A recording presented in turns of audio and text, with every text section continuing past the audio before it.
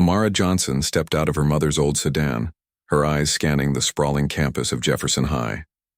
It was a crisp September morning, and the air buzzed with excitement as students poured into the school grounds, chatting animatedly about their summer vacations and new classes. Amara tightened her grip on her backpack straps, feeling both nervous and determined. This wasn't just another move. It was an opportunity to start fresh. Her family had relocated from Boston after her mom secured a teaching position at the local university, and though Amara loved her hometown, she couldn't deny there was something thrilling about beginning anew in this quiet suburban town. She adjusted her uniform, a neatly pressed white blouse tucked into a navy blue skirt, and smoothed down her braids. Every detail mattered to Amara, it always had. Growing up under the guidance of her grandmother, who hailed from a long line of martial artists trained in the ancient Shaolin tradition, discipline was woven into every aspect of her life. From waking up before dawn for meditation to practicing intricate katas in the backyard, Amara carried herself with a quiet confidence that set her apart. But here, surrounded by strangers, she wondered if anyone would notice or care. As she walked toward the main entrance, whispers rippled through the crowd. "Who's that?" one student muttered to another.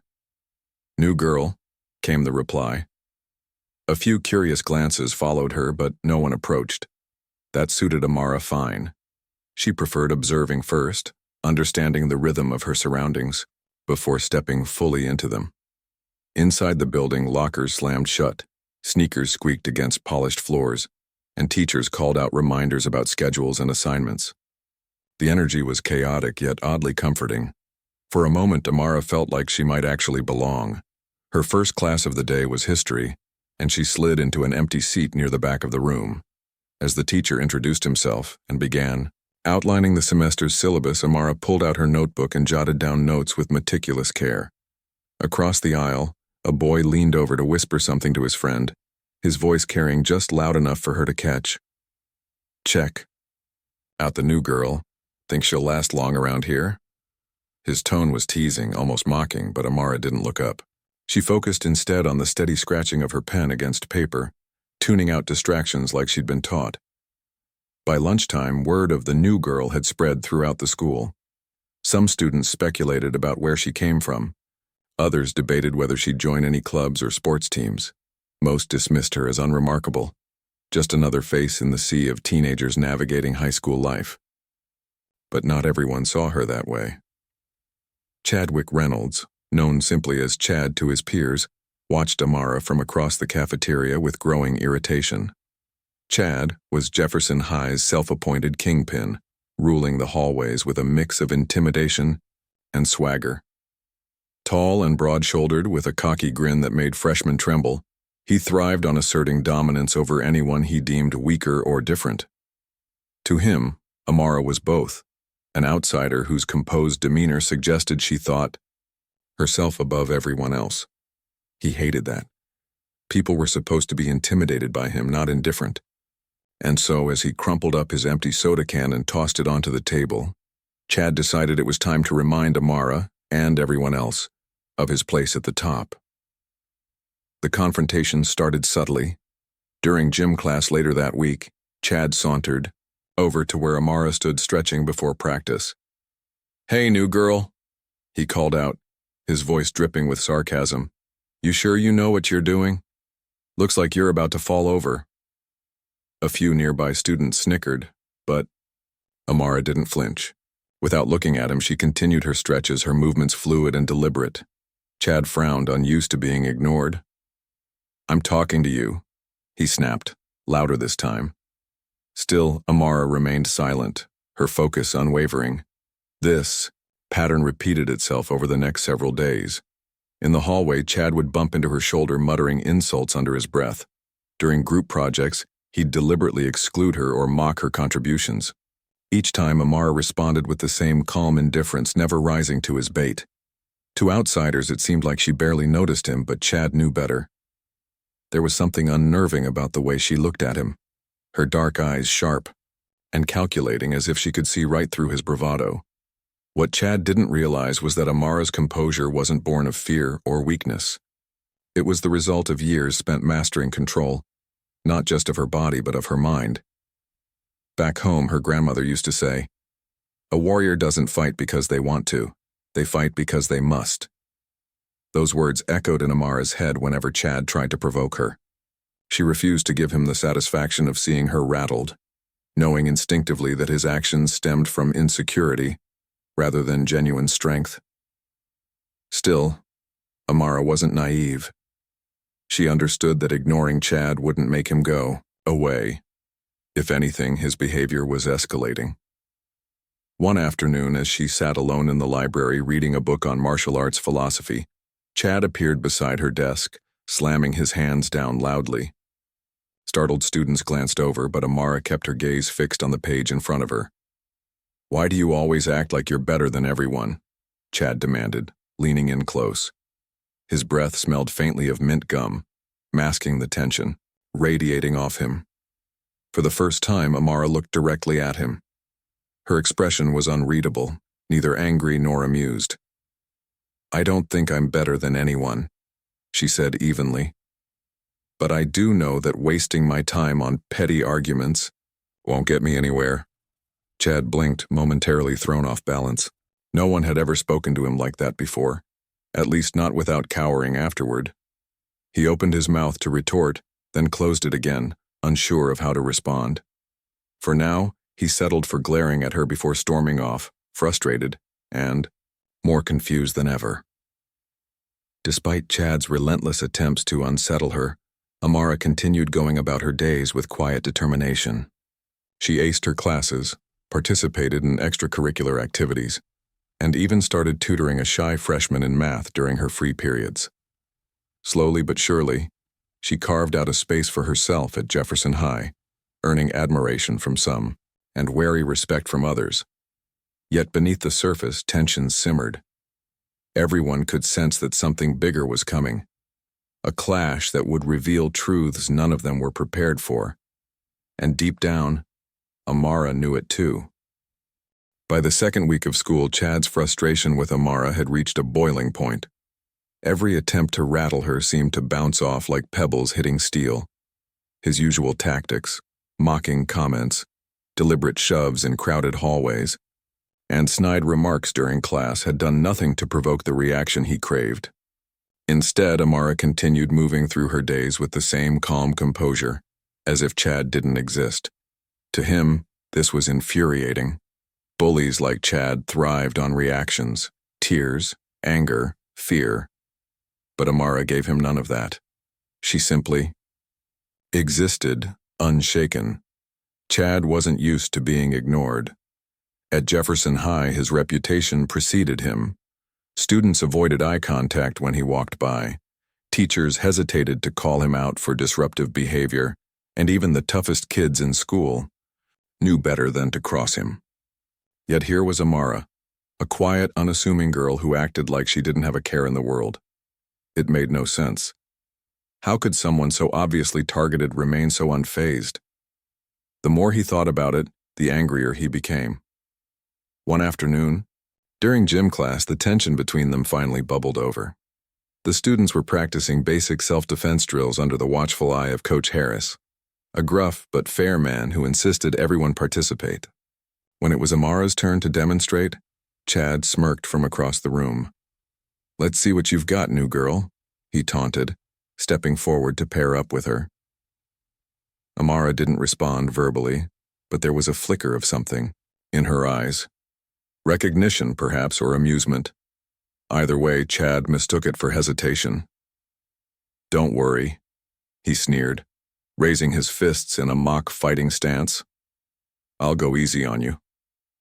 Around them, other students paused to watch, sensing the impending drama.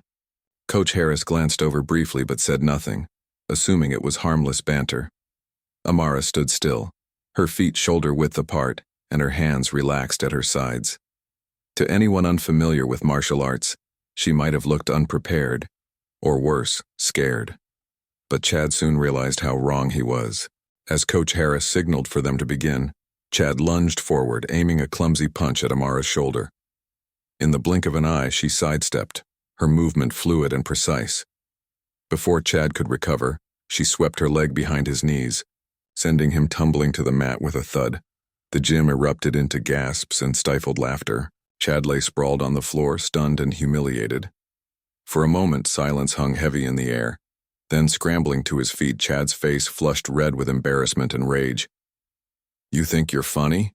he growled, advancing toward her again. But Amara didn't flinch. She simply raised her hand slightly, palm facing outward, signaling him to stop. Her expression remained calm, almost serene. "That's enough," she said firmly, her voice carrying a quiet authority that silenced the room. Chad froze mid-step, unsure of what to do next. He wanted to lash out, to prove he was stronger, but something about Amara's demeanor held him back. Reluctantly, he backed away, muttering under his breath as the coach intervened to separate them. Though the incident ended without further escalation, it left a mark, not just on Chad but on everyone who witnessed it. Word of the gym class showdown spread quickly, fueling endless speculation among students. Some admired Amara's poise and skill. Others whispered that she must have taken karate lessons as a kid. No one suspected the truth, that her abilities ran far deeper than a few after-school classes.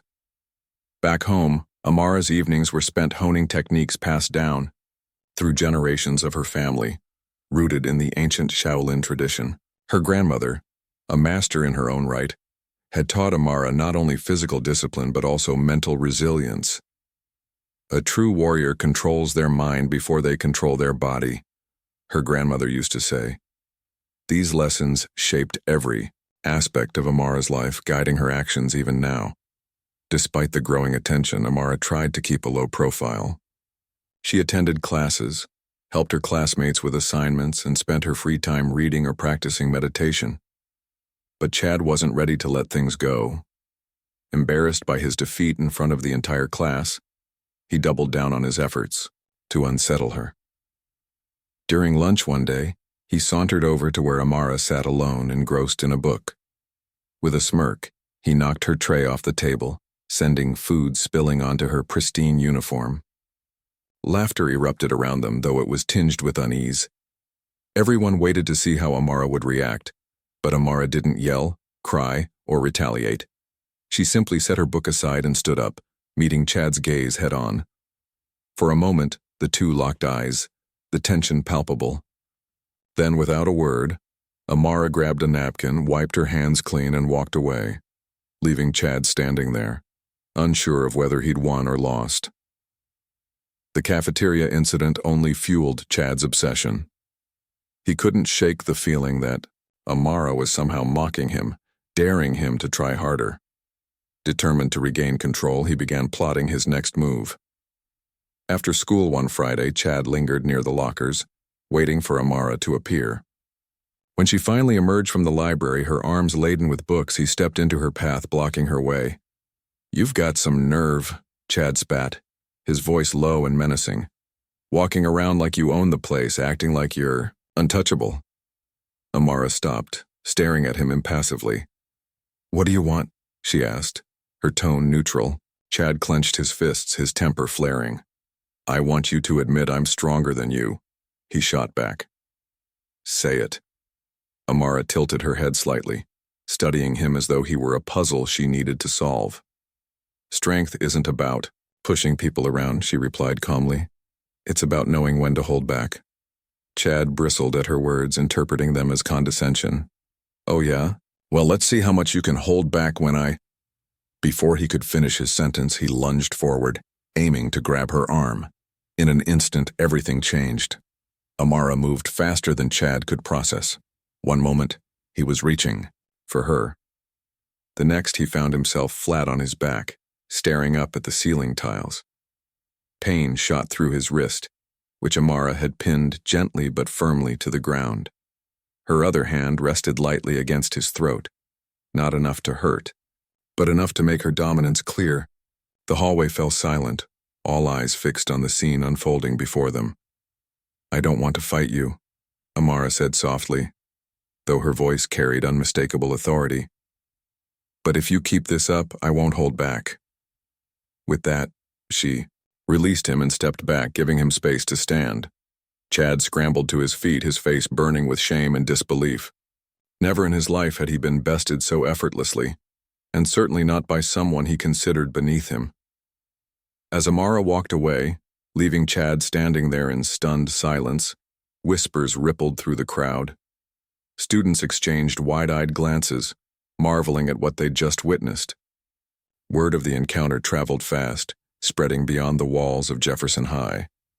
By Monday morning, nearly everyone knew about the new girl who had single-handedly dismantled the school bully's ego.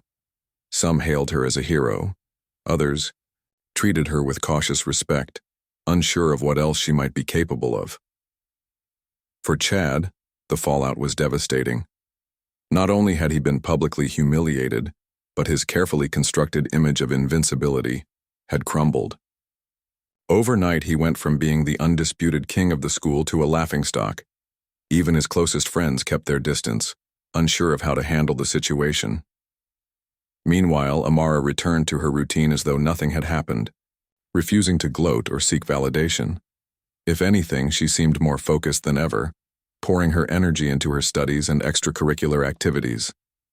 Yet despite her outward calm, Amara knew the confrontation wasn't truly over. Chad's pride wouldn't allow him to walk away quietly, and she understood instinctively that this was only the beginning. Still, she refused to let fear dictate her actions. Whatever came next, she would face it with the same discipline and clarity that had guided her thus far. And deep down, Chad knew it too. The days following the hallway confrontation felt surreal for everyone at Jefferson High. Amara's victory over Chad had become the talk of the school, with students dissecting every detail like it was a scene from a movie. Some marveled at her speed and precision. Others wondered how someone so quiet could possess such incredible skill. While most people admired her, there were whispers too. Speculation about whether she'd been holding back or if Chad had simply underestimated her. Either way, one thing was clear. Nothing would ever be the same again. For Chad, life at school turned into a nightmare. His reputation, once a source of pride, now felt like a heavy chain dragging him down. The very traits that had earned him respect, his aggression, his dominance, were now mocked behind his back. Students who used to laugh at his jokes avoided eye contact in the hallways. Teachers, sensing a shift in the dynamic, no longer hesitated to call him out for minor infractions. Even his closest friends kept their distance, unsure of how to reconcile the cocky bully they knew with the humiliated boy standing before them. At first, Chad tried to brush it off. He told himself it didn't matter what anyone thought. He was still Chad Reynolds, the toughest guy in school. But deep down, he couldn't ignore the gnawing emptiness inside him.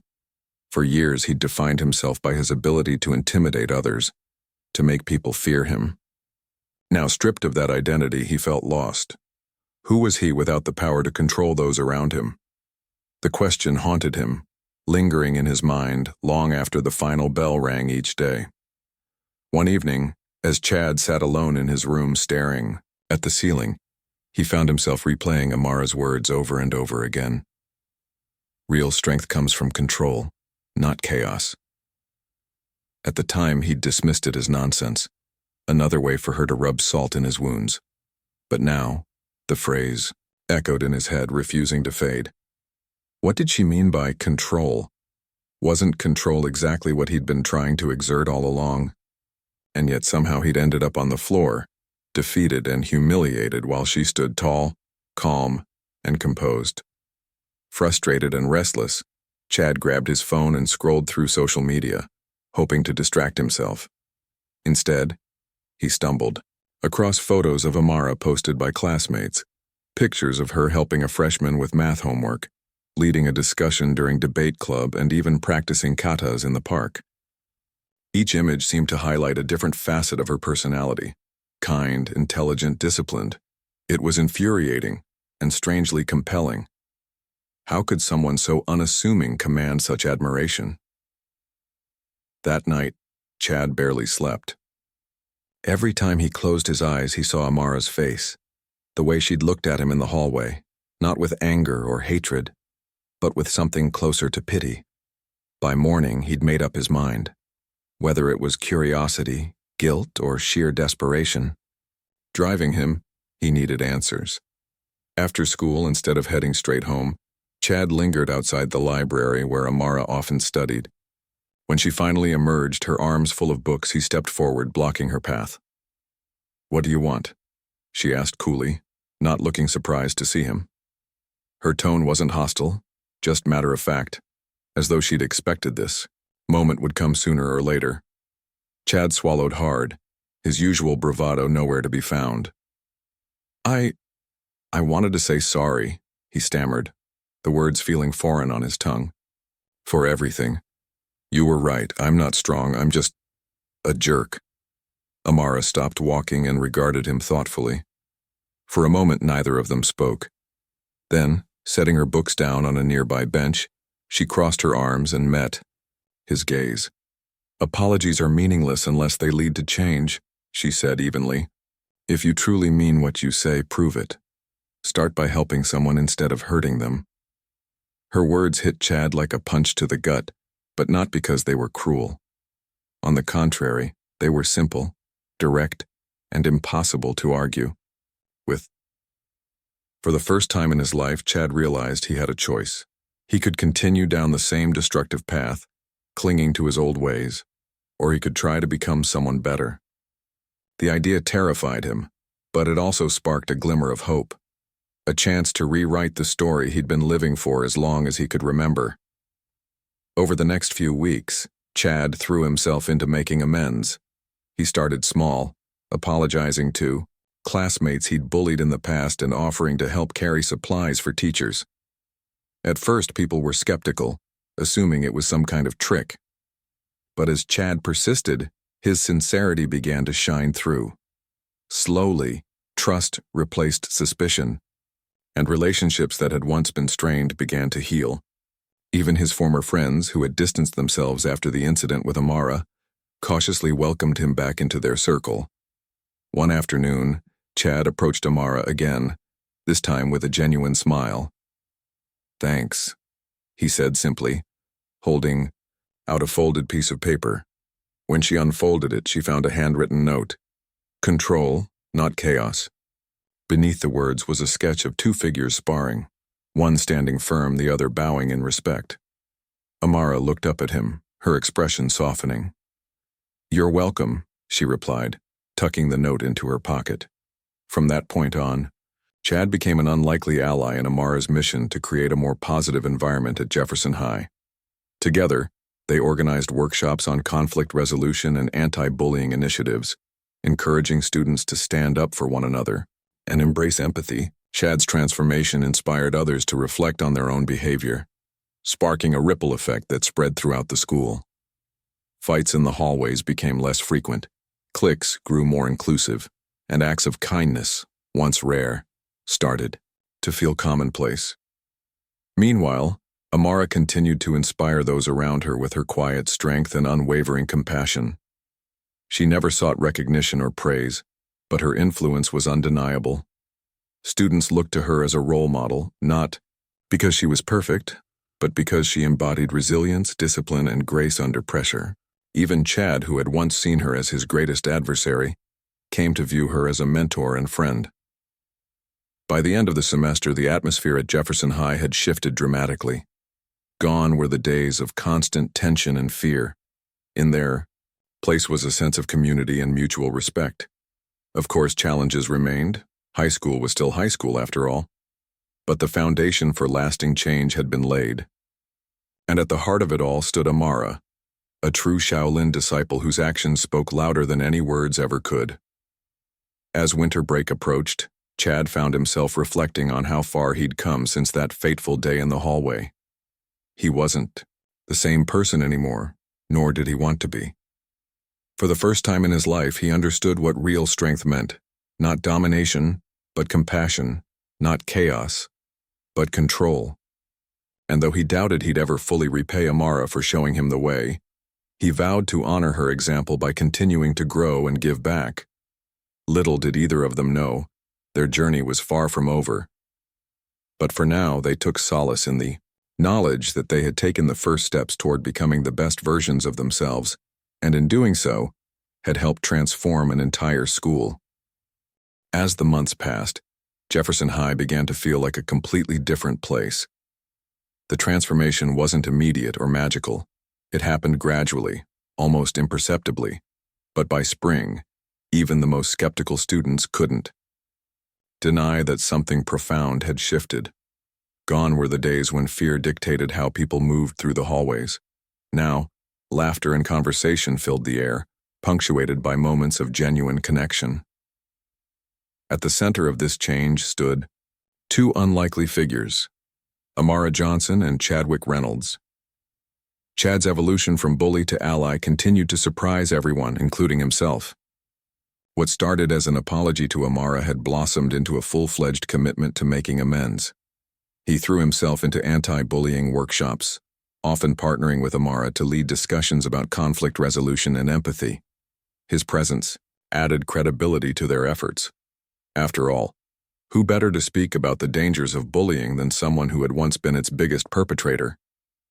Students listened intently as Chad recounted his own mistakes, his voice tinged with both regret and hope. "I used to think being strong meant scaring people," he admitted during one workshop, his hands gripping the edges of the podium. "But I was wrong. Real strength is about lifting others up, not tearing them down." The room erupted in applause, and for the first time in years, Chad felt truly proud of himself. It wasn't the hollow pride that came from intimidation or dominance. It was the quiet satisfaction of knowing he was doing something meaningful. Amara watched Chad's growth with quiet admiration. She saw how hard he worked to repair relationships and rebuild trust, often going out of his way to help classmates he'd once dismissed. When a shy freshman dropped her books in the hallway, Chad was the first to kneel down and pick them up. When a group of underclassmen struggled to understand a difficult math concept, he stayed late after school to tutor them. These small acts of kindness might have gone unnoticed by some, but Amara noticed, and she knew they mattered. Still, she remained cautious.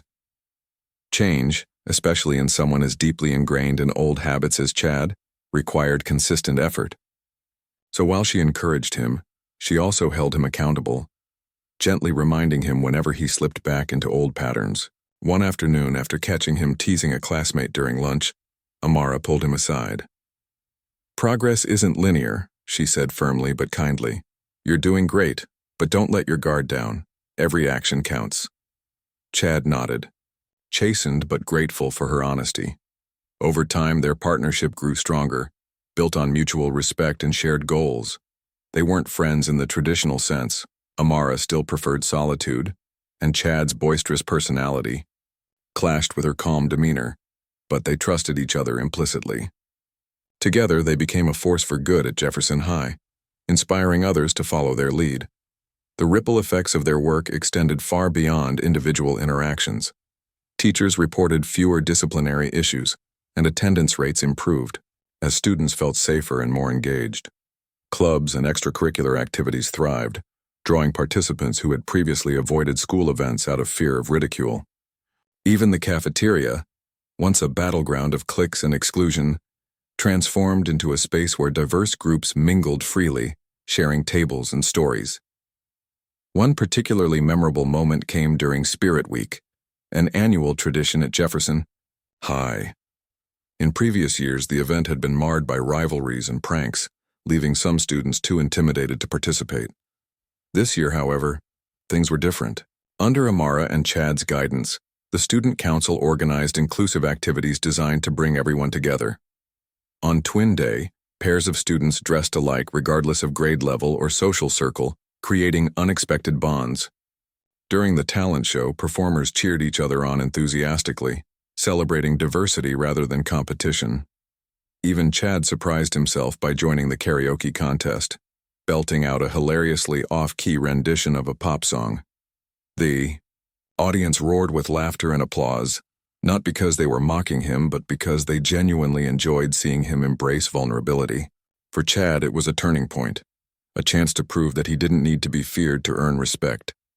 And when Amara gave him a rare smile from the front row, he knew he'd made the right choice. Despite these positive challenges remained. Not everyone was ready to forgive Chad for his past behavior, and there were still whispers of skepticism about whether his transformation was genuine. Some students resented Amara, viewing her as an outsider who had disrupted the status quo. A few even accused her of seeking attention, though nothing could have been further from the truth. Through it all, Amara maintained her composure, refusing to let negativity shake her resolve. Her grandmother's wisdom guided her during difficult moments. A tree doesn't stop growing just because the wind blows against it, her grandmother used to say.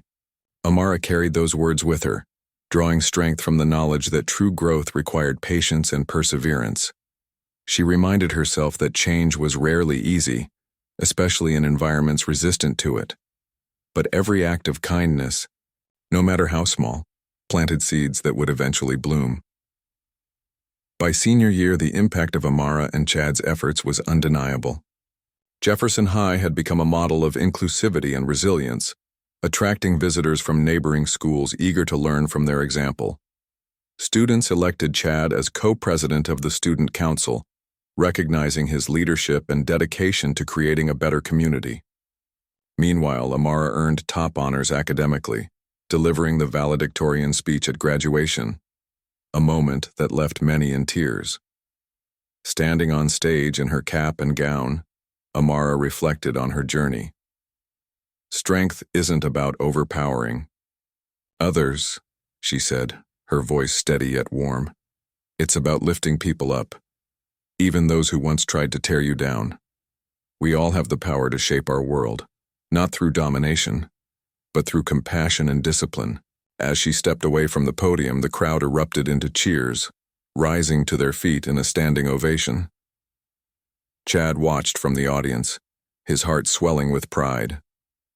After the ceremony, he approached Amara with a small gift, a bracelet, engraved with the words, "Control, not chaos." "This is for you," he said, grinning nervously. "Thanks for everything."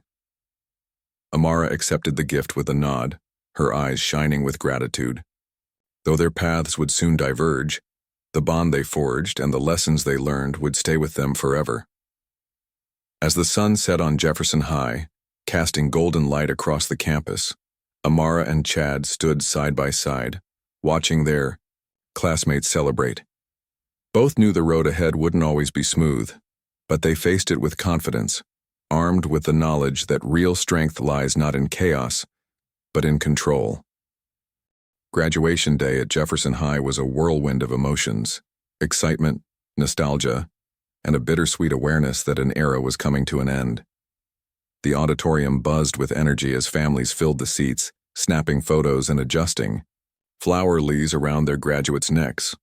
Amara stood backstage, her hands clasped loosely in front of her, waiting for her turn to deliver the valedictorian speech. She wasn't nervous. Public speaking had never been a challenge for her. Instead, she felt calm, almost serene, as though everything she'd experienced over the past 4 years had led her to this moment. As she gazed out at the sea of caps and gowns, Amara couldn't help but reflect on how much had changed since her first day at Jefferson High. Back then, she'd been the new girl, quiet and unassuming, carrying secrets about her martial arts training like armor beneath her uniform. Now she was leaving as someone who had not only found her place but also helped reshape the school itself. It wasn't just her individual achievements that mattered. It was the collective transformation she'd witnessed, the sense of unity and purpose that now defined Jefferson High. When her name was called, Amara stepped onto the stage, greeted by enthusiastic applause. As she adjusted the microphone and scanned the audience, her eyes briefly met Chad's. He gave her a thumbs up, from his seat grinning widely. For a fleeting second, Amara allowed herself to smile back before beginning her speech. 4 years ago, she started, her voice clear and steady. I walked into these halls as a stranger, unsure of where I fit in. Like many of you, I faced challenges, some obvious, others hidden beneath the surface. But what I learned during my time here is that strength isn't measured by how we handle ourselves when things are easy. True strength shows up when we're tested, when we choose. Compassion over cruelty, understanding over judgment. She paused, letting her words sink in. The room was silent except for the occasional rustle of programs or the soft click of cameras. Amara continued, her tone warm, yet firm. Each of us has the power to shape our world, not through domination, but through discipline. Discipline to listen, to grow, to forgive. And sometimes it takes facing our own flaws to realize that real power doesn't come from controlling others. It comes from mastering ourselves. Her gaze swept across the audience, lingering briefly on Chad. Change isn't easy, she admitted. It requires courage, patience, and a willingness to confront uncomfortable truths. But I've seen firsthand what can happen when people come together with open hearts and minds. Together, we've built something remarkable here. A community, rooted in respect and resilience.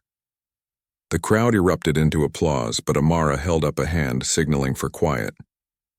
This isn't the end, she said firmly. It's a beginning. As we step into the next chapter of our lives, let's carry these lessons with us. Let's remember that every action matters, no matter how small.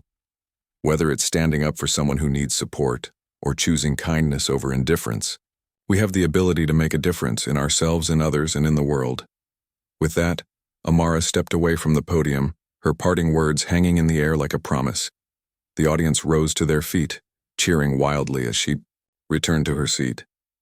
Tears glistened in her mother's eyes, pride radiating from her expression. Even Chad, usually so boisterous, seemed momentarily overwhelmed, clapping hard enough to leave his palms red. After the ceremony, students spilled out onto the lawn outside the school, celebrating under the late afternoon sun. Hugs were exchanged, promises made to stay in touch, and plans whispered about future reunions. Amid the chaos, Chad spotted Amara standing near a tree, watching the festivities with a thoughtful expression. "You did great up there," he said, approaching her cautiously. "Your grandma would have been proud." Amara turned to him, surprised by the sincerity in his voice. "Thank you," she replied softly. "That means a lot coming from you." Chad hesitated, scratching the back of his neck. "Listen, I know I'll probably never fully repay you for everything you've done, for me, for the school. But I want you to know I'm serious about keeping this going, about being better." He pulled the bracelet he'd given her earlier out of his pocket, holding it up sheepishly. "I got one for myself too. Thought maybe it could remind me of, well, everything." Amara smiled faintly, touched by his gesture. "It's a good reminder," she said, nodding toward the bracelet. "Just don't forget, control starts with your mind. If you keep working on that, you'll be fine." They stood there for a moment, sharing a quiet understanding. Though they hadn't always seen eye to eye, their journey together had forged a bond neither of them could deny. They weren't close friends exactly, but they shared something deeper, a mutual respect born from struggle and growth. As the evening wore on, Amara found herself reflecting on the legacy she was leaving behind. Jefferson High wasn't perfect. It never would be. But it was infinitely better than it had been when she arrived. The seeds of change had been planted, nurtured by countless acts of kindness, empathy, and courage.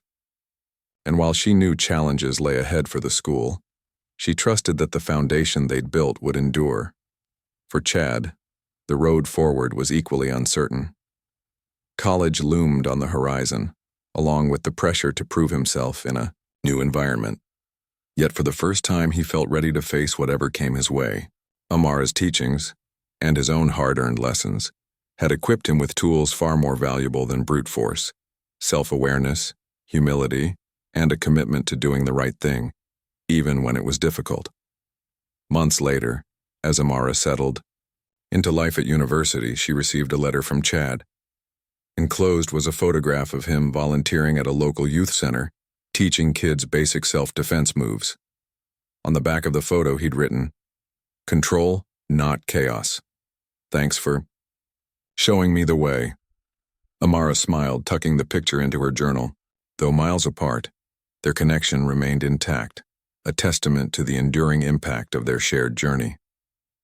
Years passed, and both Amara and Chad went on to achieve success in their respective fields. Amara became a mentor and advocate for young women, using her martial arts background to empower others. Chad pursued a career in education, dedicating himself to creating safe spaces for students to thrive.